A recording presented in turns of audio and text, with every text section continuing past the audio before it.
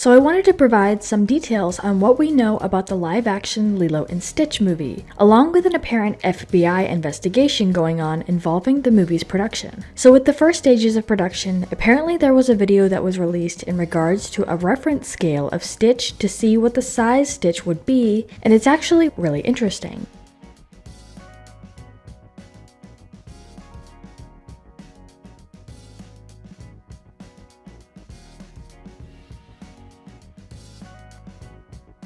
And even with this 12-second clip, we get to see how lifelike and what their thoughts are on all of this, and how they are trying to bring this creature to life.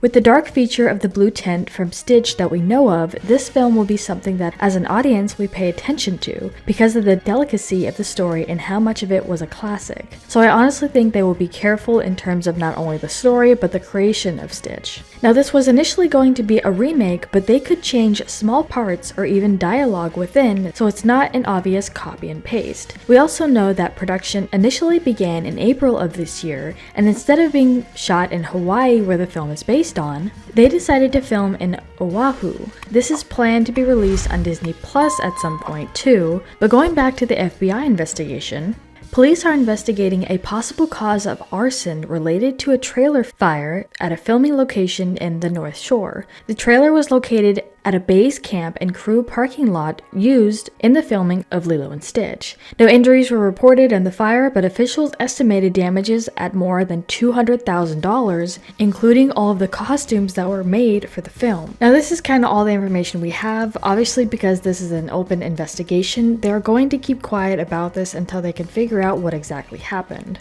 The fire has been classified as first-degree arson, but who may have caused it is still under investigation. We've learned that the movie trailer that was torched Sunday in Haleiwa was worth $200,000.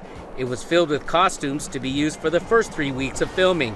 Investigators say the fire was set on purpose, but so far authorities have mentioned no suspect or motive. And I didn't know about this one, but apparently a while back when this photo was released, it made fans pretty upset thinking that the creators pulled another Sonic bit, but thankfully this isn't the final rendering of Stitch, and this wasn't even touched by the creators, but made fully from AI. Disney is still using this as an opportunity to hear the fans' critics before they release their version of Stitch, however.